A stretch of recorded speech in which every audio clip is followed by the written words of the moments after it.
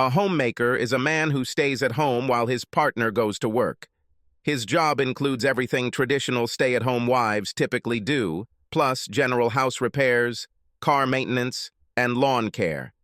A householder's wife may occasionally help with cooking and/or childcare, but the husband primarily takes care of these things.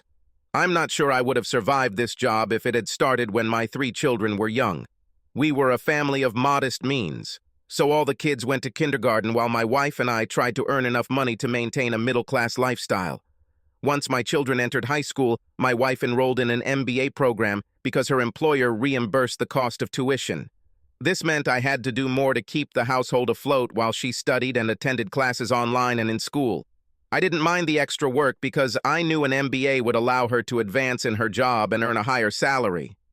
Amy's MBA program was aimed at executives who worked full-time, so it took almost 3 years to complete. By that time, the children had already left for college. Luckily, all 3 were very good students and were in the running for several scholarships. However, having 3 children in college is a huge financial burden.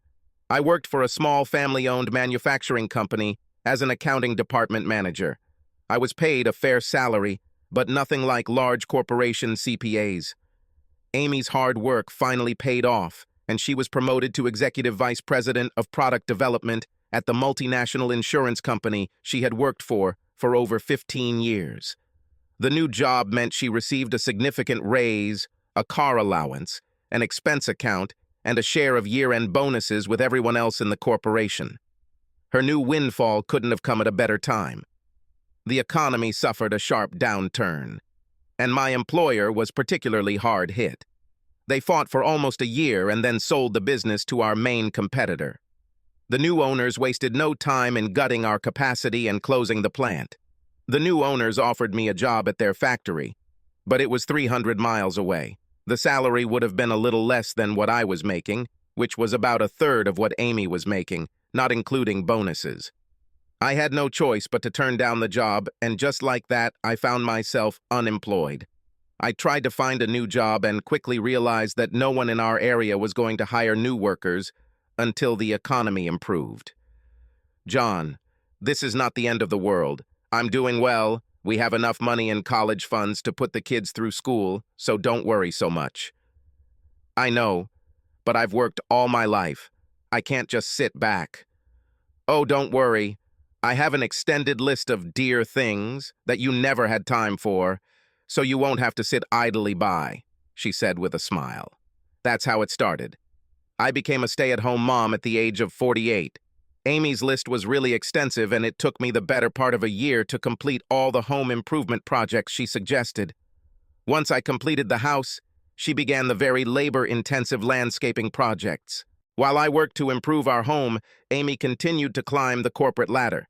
She was promoted to senior EVP and received a significant salary increase.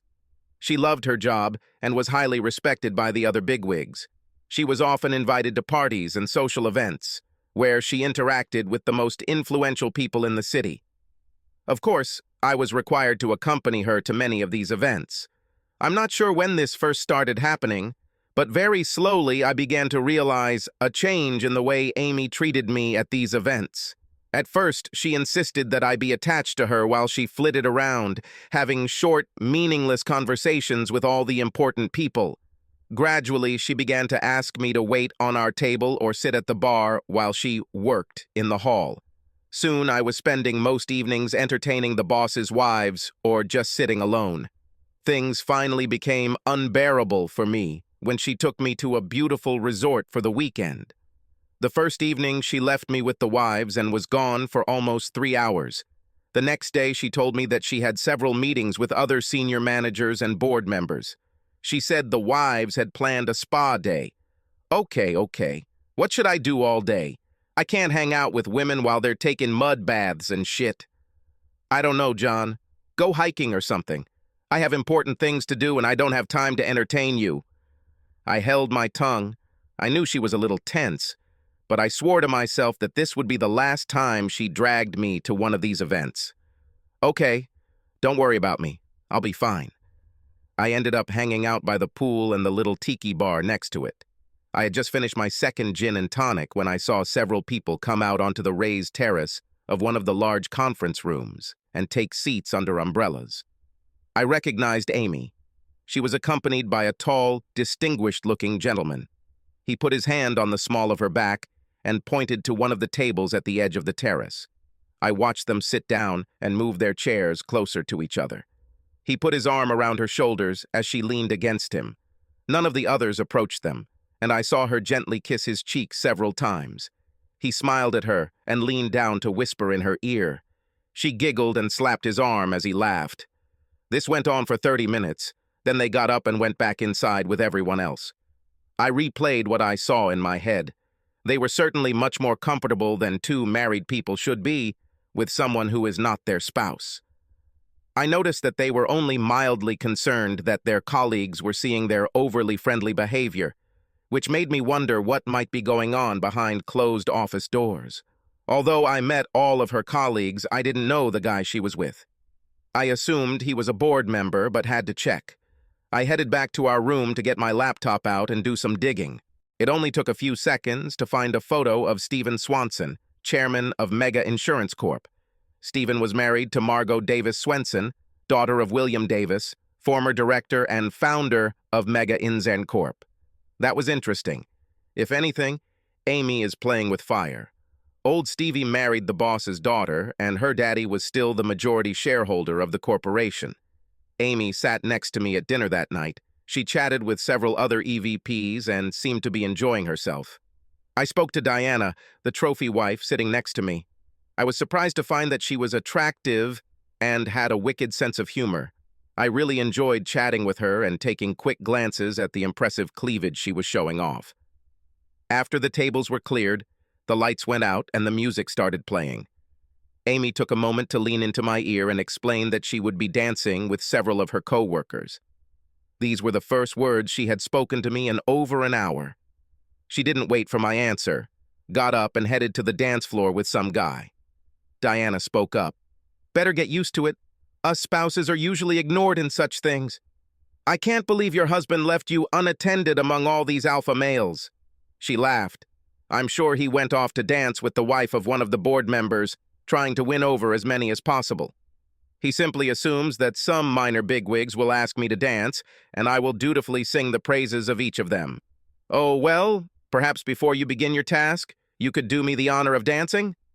That is, if you're not too embarrassed by being seen with your EVP spouse."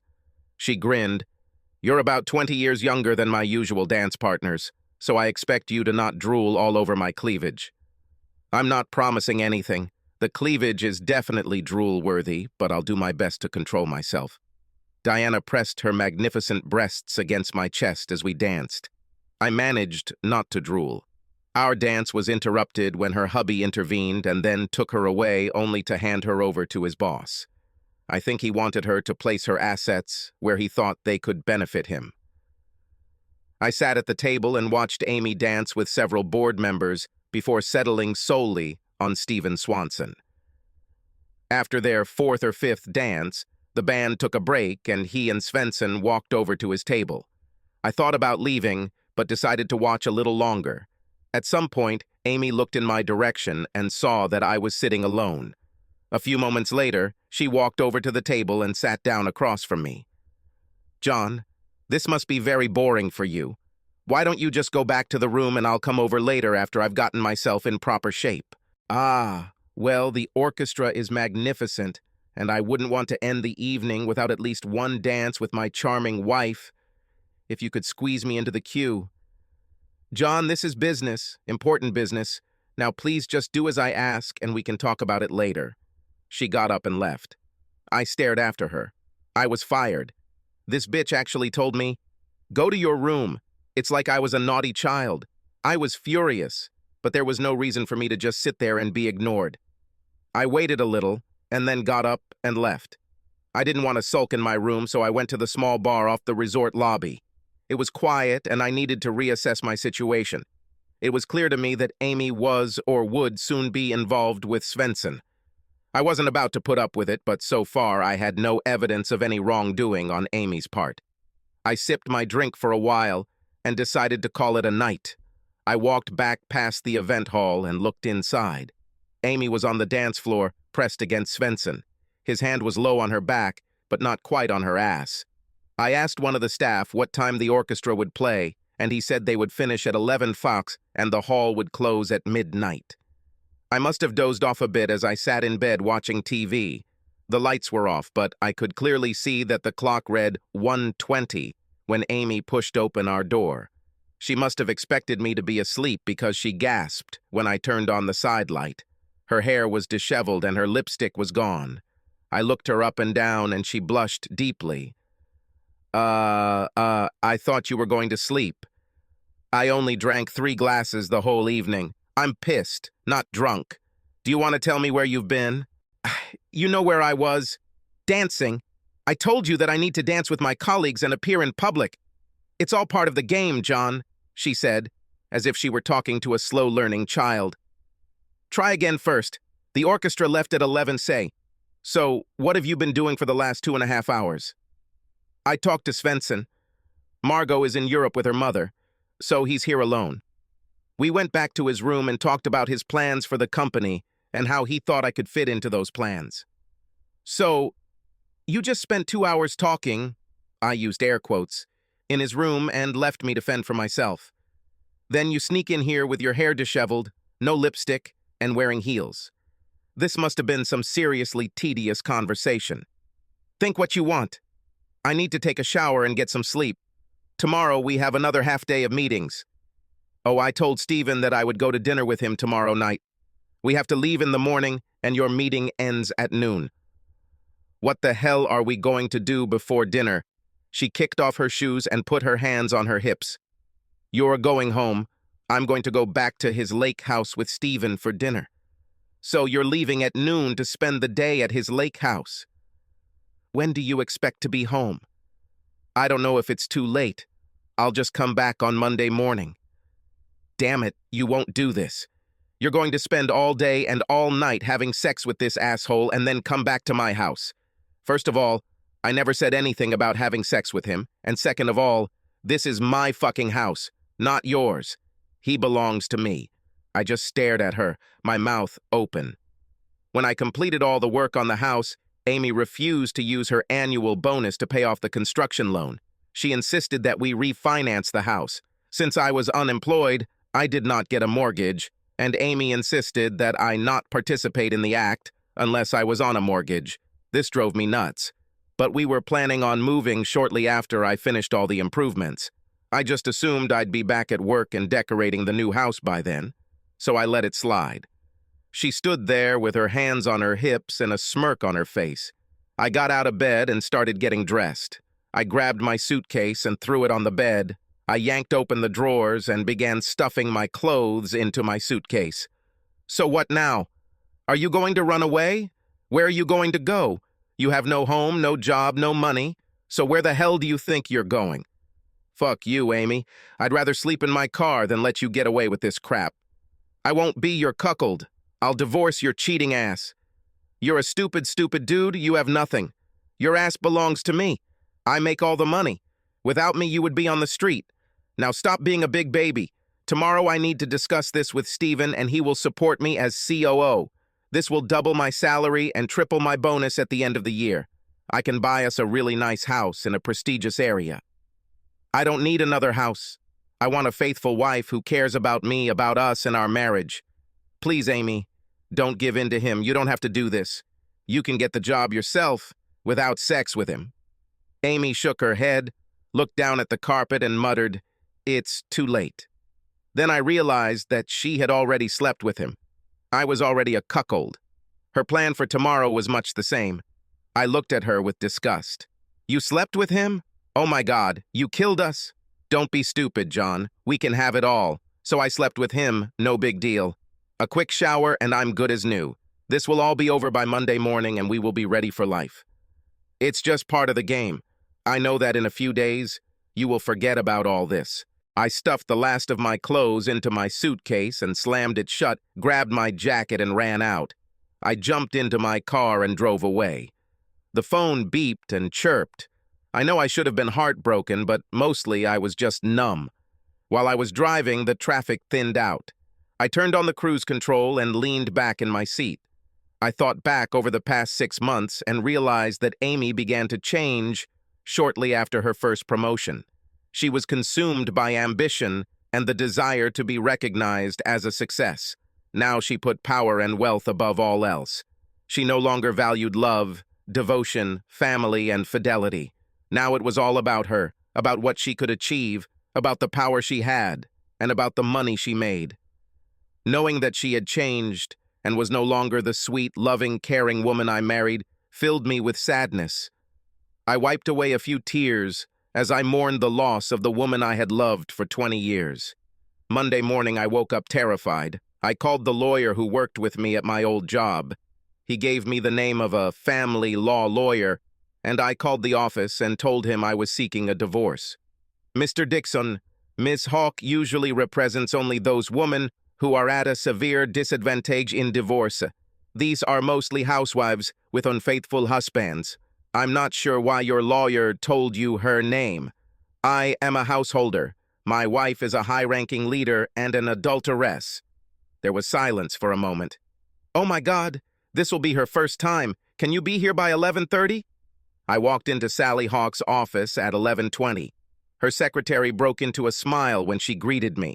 I waited about 20 minutes before an attractive, short, dark-haired lady walked into the reception area. Mr. Dixon, I'm Sally Hawk. Please come into my office. I told her my story, and she took notes as I spoke. So, you were a stay-at-home mom for about 2 years? I lost my job when my employer sold the company and our business was closed. My wife just got a big promotion, and I couldn't find a job in my field. She convinced me to stay home and make improvements to our home. She planned to sell our house as soon as I finished all the renovations and buy a bigger and better house. Wait, so it was her idea for you to become a stay-at-home dad? Yes. She liked that I cooked, cleaned, did the laundry, and set up the house, while she was free to pursue her career. Great. So when did you first begin to suspect that there was a problem in your marriage? To be honest, I only recently started to suspect that she was cheating. But looking back, I think it probably started almost a year ago. She admitted her infidelity last weekend, which is why I'm here today. Mr. Dixon, I'm sorry this is happening to you, but I promise that you will get through this, and I will make sure that you are treated fairly in the divorce. So, you said that your wife admitted to cheating. Do you have any evidence of this? Did you record her confession? No, I didn't write it down. From what I've observed, I'm guessing most of her co-workers know what she's doing. Okay, although this is a no-fault state, I'd like to get some evidence of her adultery so I can use it as leverage in a settlement. Would you mind if my investigator poked around a little? I use Masters investigations. Jack, Masters is an old friend of mine and his people are very reliable. Of course, I think I need to take some money from the bank before she freezes it. I assume you have a joint account? Yes, a small home checking account at Chase that I use. Most of our money is in a managed portfolio that is jointly owned. She has several accounts in her name alone. Okay, when we're done, go to Chase and withdraw everything but $1. Go ahead and deposit the money, but don't tell me where. I will get her investment account frozen and demand the disclosure of all her assets. I was just leaving the bank when Jack Masters called me. Mr. Dixon, Sally Hawk asked me to call you. Do you have a moment to talk alone? I got into my car and locked the door. Yes, I'm in my car. I parked near the bank. Sally told me most of the details. My people will start gathering information this afternoon. What are your plans? Are you planning to stay in the house? I can't afford to move out until I cash out some of our investment funds. Okay. You can't make her leave. So I suggest moving to another bedroom and installing a secure lock. I can get someone to do this if you want. In addition, I want to install some surveillance equipment in your home as soon as possible. I'm heading home now. I'll stop, pick up a set of locks, and be home in 40 minutes. I installed a lock while the Masters team installed several tiny cameras throughout the house. I moved all my clothes to the room farthest from my old room. I was really happy that I installed a separate small bathroom when I remodeled the top floor. Early that evening, my phone vibrated, alerting me to traffic in my driveway. The new camera gave me a clear view of Amy getting out of the limo, but I couldn't tell if anyone else was in the car. The driver carried the bags inside and then drove off. I was in my new room, watching split screens on my laptop while Amy walked around the house screaming my name. She walked into the master bedroom and looked around. When she opened my empty closet, she exclaimed, "Damn!" She looked into the bathroom and then left her bedroom. A few moments later, she tried my doorknob. "John, are you there? What do you want?" "John, dear, please open the door. Why are all your things missing from our room?" "Your room. Now my room is here." "John, are you serious? Why on earth would you want to move out of our room? Now stop this nonsense right now and let me in." "No. You are not welcome in my room.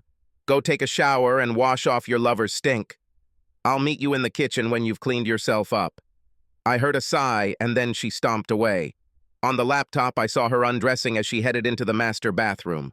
I walked out into the hallway and locked my door before going down to the kitchen.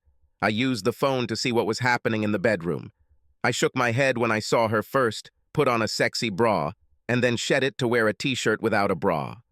I knew what she was trying to do, but that didn't stop me from watching her impressive rack bounce as she walked down the stairs and toward the table I was sitting at. Look, everything is beautiful and clean, like new. So, are you happy now? Happy? Are you kidding me? I may never be happy again. You slept with that bastard. You destroyed us. I'm done with you. She looked shocked for just a moment, then became angry.